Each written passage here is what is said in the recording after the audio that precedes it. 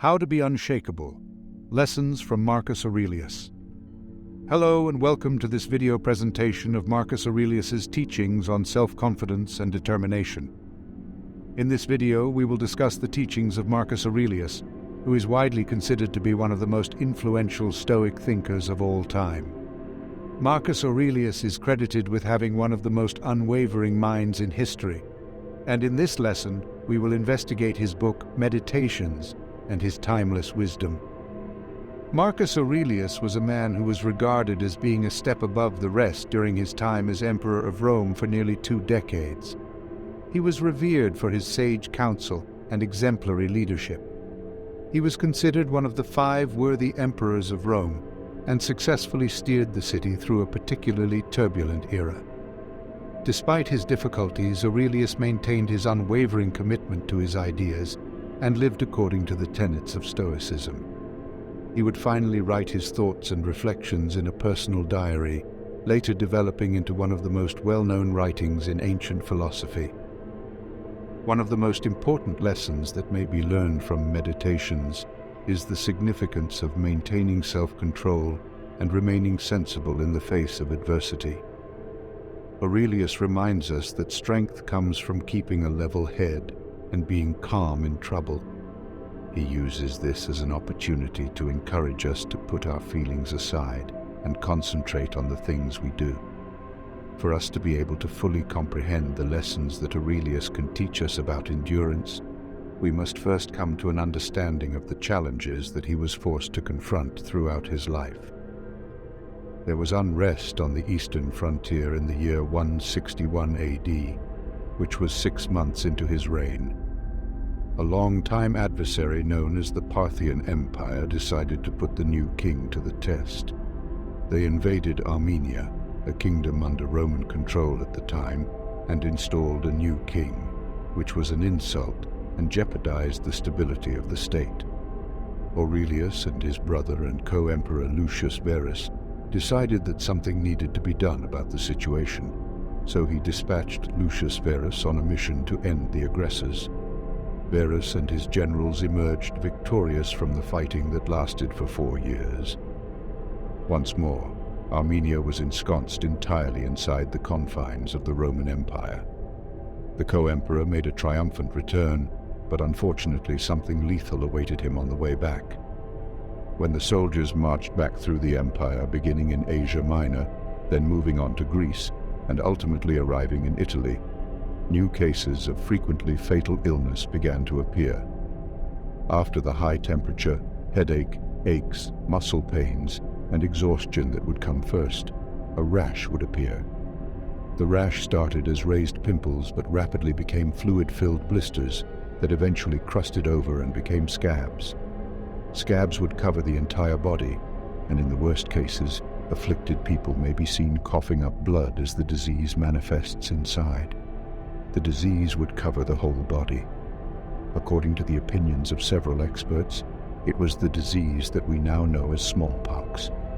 It is estimated that the plague was responsible for the deaths of up to 2,000 people each day, accounting for 7 to 10% of the total population loss in the Roman Empire.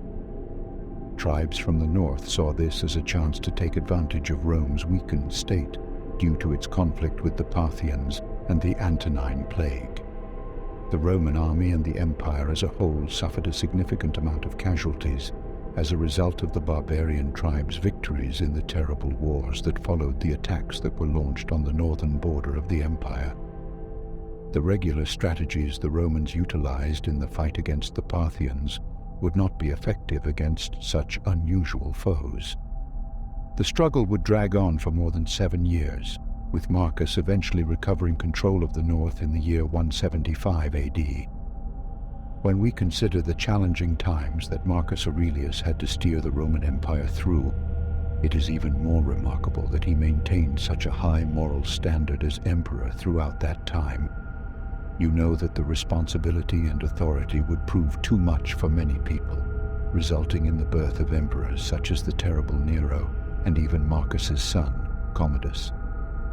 The question then arises is how Aurelius can keep his composure despite everything he went through. First, he would work on accepting things as they were. Acceptance, he tells us in Meditations, is not simply resigning oneself to fate or passively accepting things as they are now. Instead, it is a deliberate and conscious choice to embrace reality no matter how difficult it may be and to work towards a better outcome that is within one's control. Because of this, he believed that acceptance made it possible for people to keep their inner peace and steadiness even when surrounded by disarray. He thought that everything in a person's life is as nature had envisioned it, part of a more excellent plan, and has been a part of that person's destiny since before birth. He had faith that everything that happened to him was for the best, and that it was all a part of shaping his character. If something nice happens to you, nature predetermined it to happen to you, and was part of the pattern from the beginning. He criticized those who refused to acknowledge the truth and longed for things to turn out differently. According to him, complaining and fighting against one's destiny is equivalent to going against nature and becoming an abscess on the face of the planet. Aurelius would make it his goal to live in harmony with whatever was given to him by going with the flow of life and trying to find the good in seemingly unfavorable events. The Stoic emperor reminds us in his Meditations that the things that happen to us are not what causes us to suffer. Instead, it is how we perceive those things that cause us to suffer. His conviction that nothing could hurt him unless he let it was the source of Aurelius's unwavering fortitude in the face of adversity. It wasn't the event in and of itself that would distress him. Instead, it was his unfavorable impression of the event. Marcus maintains that the best way to protect oneself from potential harm is to refrain from passing judgment, which means not classifying events as either positive or negative, but instead perceiving them as neutral facts. When we can manage how we interpret events, we can control how we feel about those events. No wonder one of his famous quotes read, "Then where is harm to be found? In your capacity to see it. Stop doing that, and everything will be fine. Let the part of you that makes judgment keep quiet even if the body it's attached to is stabbed or burnt, or stinking with pus or consumed by cancer. Imagine that you are in a car driving through a torrential downpour. The rain is coming down so heavily that it's difficult to see the road ahead, and the wind is causing the trees to sway violently. While you have no control over the weather, you do control how you respond to it. Therefore, concentrating on your driving skills and maintaining a calm demeanor would be a far more effective strategy than focusing on the storm. By doing so, you can navigate safely through a challenging situation and reach your destination without being overwhelmed by external factors. When we focus on situations beyond our ability to influence, we contribute to emotions of helplessness and worry in ourselves. Your thoughts, not the world around you, are in your control. When you do, you will discover the strength you've been looking for.